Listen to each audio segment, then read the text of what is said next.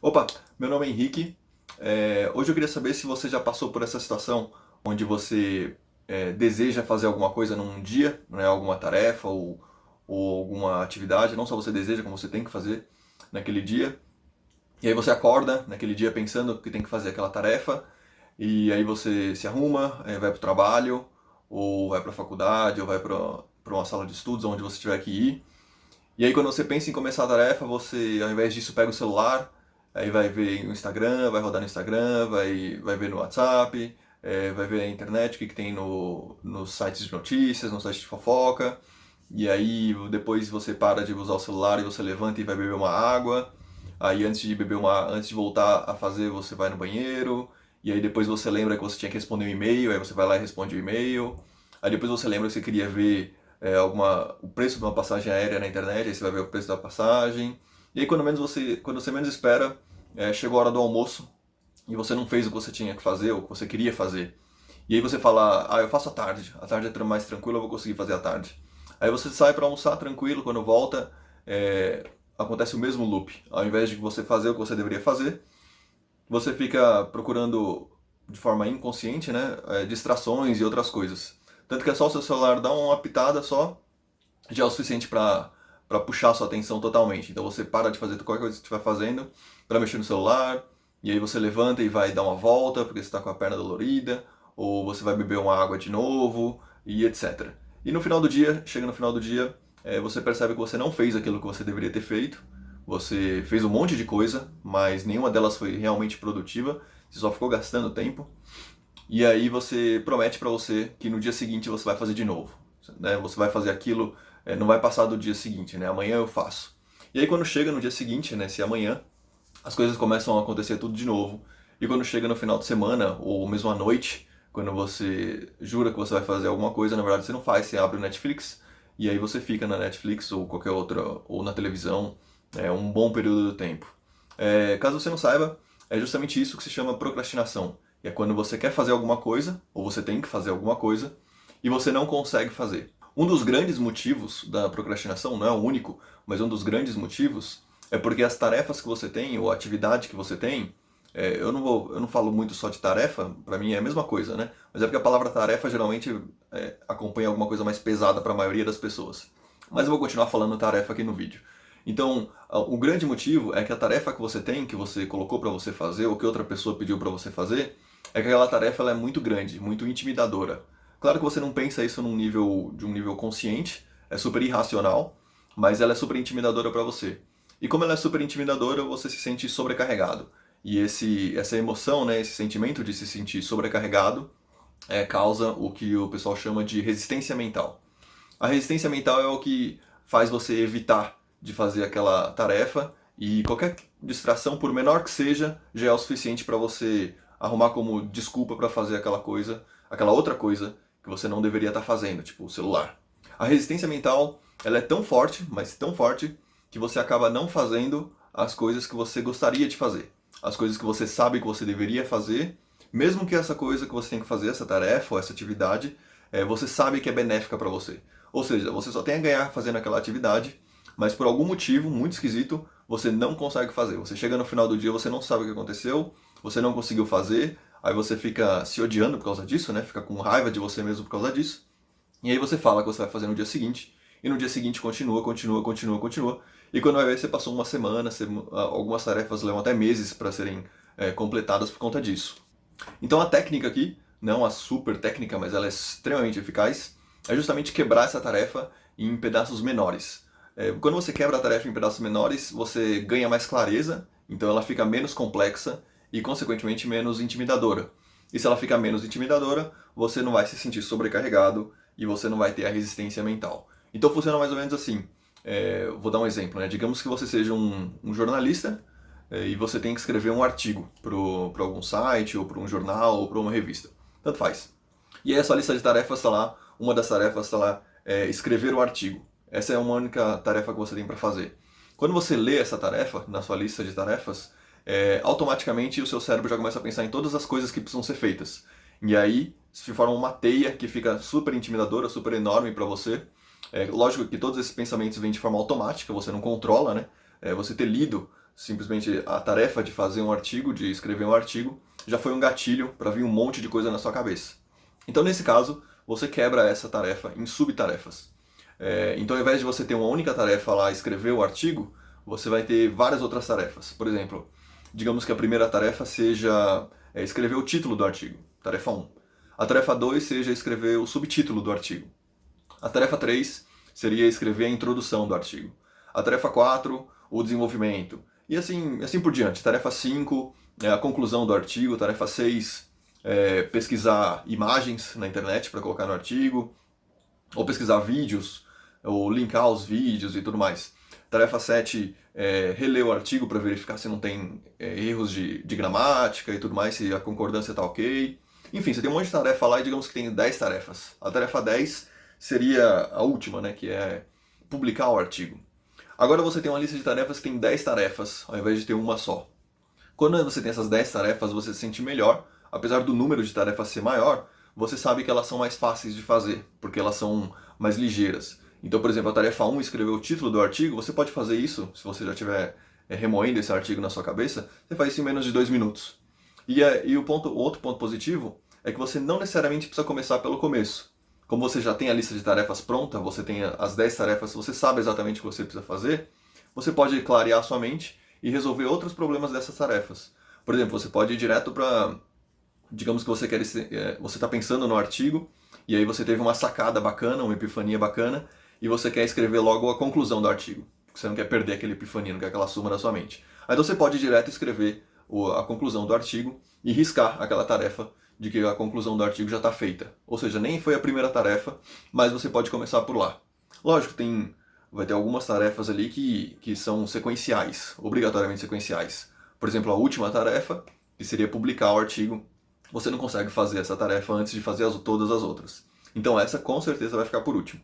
Mas você pode fazer outras. E aí digamos que você escreveu a conclusão, e aí você teve uma outra epifania, uma sacada genial, e você quer escrever o subtítulo. Aí você vai lá e escreve o subtítulo do artigo. E aí quando você está escrevendo o subtítulo, você pensou em umas imagens para trazer, para colocar naquele artigo, e aí você vai direto para as imagens, e assim por diante. Então você não precisa necessariamente seguir uma sequência, mas você sabe que você está tendo progresso. Isso é excelente por conta de 2 motivos super importantes. O primeiro deles é esse do progresso que eu falei.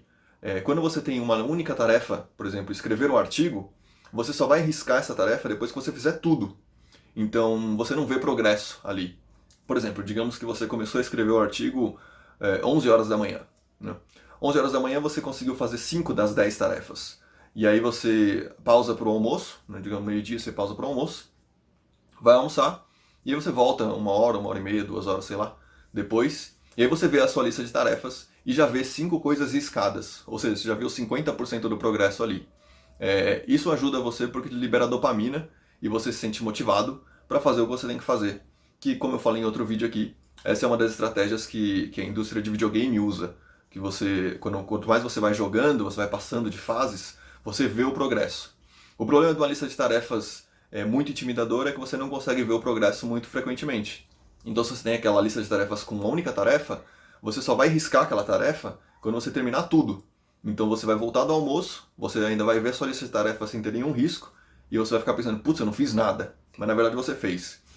E aí isso atrapalha a sua produtividade. Como eu disse, na lista de tarefas quebrada, quando você tem as 10 tarefas, o progresso ele libera dopamina. A dopamina, caso você não saiba, é um neurotransmissor que ele é responsável por levar informações para várias partes do corpo, né? O cérebro libera ele. E toda vez que ele é liberado no seu cérebro, você tem uma sensação de prazer e aumenta a sua motivação. Por isso que você é tão viciado em Instagram, por exemplo. Porque o Instagram, ele libera dopamina no seu cérebro o tempo todo. E o esforço que você tem que fazer para liberar essa dopamina é mínimo. O único que você tem que fazer é mexer o dedo, né? Para cima, para baixo ou para os lados. E cada vez que você vê coisa nova, cada vez que aparece coisa nova para você, libera dopamina no seu cérebro e você fica viciado naquilo. Então quando você tem uma lista de tarefas, com aquelas 10 tarefas, cada vez que você risca uma daquelas tarefas que você fez, nem que seja, por menor que ela seja, por exemplo, só escrever o título do artigo, você riscou aquela tarefa, você já libera dopamina no seu cérebro e você se sente mais motivado para continuar fazendo. E aí quando você vai vendo cada vez mais progresso, você fica ainda mais motivado para continuar fazendo aquelas outras tarefas. E essa técnica de quebrar tarefas, ela não funciona só em tarefas muito pequenas ou específicas. Você pode quebrar também em objetivos maiores. Você já deve ter lido isso em alguns outros livros sobre, principalmente quando falam sobre objetivos ou metas anuais e tudo mais, que as pessoas vão quebrando. Então a técnica pode ser aplicada da mesma forma. Por exemplo, digamos que você queira aprender um novo idioma, né? Agora para 2022, você colocou na sua meta anual que você quer aprender, sei lá, espanhol. No final de 2022, você tem que ser capaz de manter uma conversa com alguém no idioma do espanhol. Beleza. Essa é a sua meta geral. Quando você coloca só essa meta e tem na sua lista de metas lá, e a maioria das pessoas fazem isso, a maioria das pessoas faz isso, o seu cérebro acaba deixando para frente, para depois, porque parece que você tem muito tempo para fazer, então ele sempre vai deixando para depois. Então em janeiro você não faz nada, porque é janeiro. Fevereiro você não faz nada, porque fevereiro tem carnaval. Março você não faz nada, porque março você vai achar uma outra justificativa para não fazer nada. E você vai começar a fazer alguma coisa mesmo de verdade só lá na metade do ano. E quando chegar lá nos últimos 2 meses ou 3 meses do ano, aí sim a sua produtividade vai dar uma explosão de produtividade. Inclusive tem um estudo sobre isso, tem vários estudos sobre isso, que a produtividade nas empresas aumenta à medida que chega no final do ano, porque todo mundo começa a correr para bater a meta anual. Então é mais ou menos isso que as empresas fazem, elas funcionam dessa forma, e as empresas funcionam dessa forma porque as empresas elas são um conjunto de pessoas, então as pessoas fazem isso o tempo todo na vida delas. Então digamos que você colocou a meta de aprender espanhol durante o ano. Aí você começa a aplicar essa técnica de quebrar a tarefa em pedaços. Por exemplo, o ano tem 12 meses, então você quebra em 4 meses. Então a partir daí você vai ter 3 pedaços de 4 meses no ano. E aí você tem que determinar o que você tem que fazer durante esses 4 meses. Por exemplo, digamos que para aprender a falar espanhol, você precisa ter um vocabulário de pelo menos aí 500 palavras em espanhol. Digamos que seja 500 ou 600, enfim, 600. E é verdade, se eu não me engano, são 500 palavras ou pouco mais, para você ter uma conversa normal com uma pessoa sem ter problemas. Beleza. Agora você tem 3 blocos de 4 meses cada, então você dividiu. Então nesse primeiro bloco de 4 meses você precisa aprender 200 palavras, e nos outros 200 e nos outros 200. Aí você já começou a quebrar mais a tarefa. Então você já começa a pensar, você já não deixa mais essa tarefa lá para o final do ano. Você já começa a pensar o que você tem que fazer agora. E aí além disso, dessas 200, nesses primeiros 4 meses você quebra de novo, vai afunilando. Então ao invés de pensar em 4 meses, você pensa em um mês. Então, por mês, você tem que aprender 50 palavras. 50 palavras por mês para você chegar no final do ano tendo certeza que você consegue manter uma conversa com alguém em espanhol. Aí, quando você pensa dessa forma, a coisa já começa a apertar um pouco. Porque se hoje sei lá, vou chutar aqui dia 15 de janeiro, você já perdeu 15 dias. Então, você tem poucos dias para bater essa meta do mês. Aí você vai lá e continua funilando. Então, ao invés de ser 50 palavras por mês, você divide aí por 4 semanas para ver quanto que vai dar. Deve dar o quê? Umas 13 palavras por semana? Acho que é. Por aí. 13 palavras por semana. Vamos chutar que são 13 palavras por semana. E aí você continua funilando e descobre que para aprender 13 novas palavras por semana, você tem que estudar, digamos, de segunda a sexta. Você vai tirar folga no sábado e no domingo. Mas de segunda a sexta você tem que estudar aí pelo menos 20 minutos. Então pronto. Para você chegar no final do ano conseguindo falar espanhol, você tem que estudar pelo menos 20 minutos por dia, do começo ao fim. E aí você já tem a sua tarefa totalmente quebrada. Então, estudar 20 minutos por dia é muito mais palpável, muito mais mensurável, muito mais prático do que aprender um idioma até o final do ano. Porque quando você coloca essa meta assim, geralmente você não sabe nem como que você vai cumprir essa meta, né? Então, quando você começa a quebrar em pedaços, ela se torna mais clara para você. Então, aprender um idioma é super intimidador, né? Para quem vai começar do zero. Agora, estudar 20 minutos por dia já não é tão intimidador assim e é super fácil de fazer e você consegue traquear, né? Consegue verificar o progresso que você está tendo. É basicamente por isso que 92% das pessoas, e esse é um estudo também, não conseguem atingir as metas que eles colocam para o ano. Porque eles colocam uma meta super intimidadora, super gigantesca, que lógico, quando você está lá na festa de final de ano, naquele período de final de ano, você está super empolgado, então você faz várias promessas para você mesmo, mas você acaba não cumprindo nenhuma. Um outro ponto importante para você lembrar que eu li outro dia sobre como as pessoas escalam as montanhas. Por exemplo, você vai escalar o Everest, você vai contratar uma empresa, claro, você não vai sozinho, você contrata uma empresa para te guiar, né, um guia turístico e tudo mais, e eles fazem dessa forma. Então você chega no Everest, e você vai subindo eles chamam de checkpoint, né, que é de ponto em ponto, de base em base, e a cada tantos quilômetros você chega numa base e outros quilômetros chega em outra base. Então o objetivo é esse, o guia ele sempre fica tentando te motivar para você chegar na próxima base. Então você não chega lá pensando, pô, a gente vai começar a caminhar aí, são 8 quilômetros de altura o Everest, você não caminha, isso em linha reta, né? Se você vai caminhar subindo a montanha, então você vai caminhar muito mais do que 8 quilômetros. Então é muito grande, é uma tarefa muito intimidadora. Então eles vão de base em base, subindo de base em base, até chegar lá em cima. E cada vez que eles chegam numa base, eles comemoram, tiram fotos, e para descansar, e etc e tal. Tem uma refeição, e etc e tal. Então é mais ou menos isso que você tem que fazer com as suas tarefas. Se você não está conseguindo fazer alguma tarefa, um dos grandes motivos, como eu disse, pode ser que essa tarefa seja muito intimidadora. Então quebra essa tarefa, tenta quebrar ela o máximo que você puder, e por mais besta que seja, por mais você vai ter uma tarefa ali que você consegue completar ela em 30 segundos, não tem problema, quebra em várias tarefas, porque você vai se sentir super bem no final do dia tendo riscado várias coisas. Você vai olhar aquela lista de tarefas, tem um monte de coisa e você completou 70%. É melhor do que olhar para uma lista de tarefas que tem 2 ou 3 tarefas só e você não conseguiu fazer nenhuma das duas. Por mais que alguma delas você tenha tido algum tipo de progresso. Mas a sua mente não vai lembrar desse progresso porque não tem nada arriscado ali na sua lista de tarefas. Você não liberou dopamina o suficiente para se sentir bem.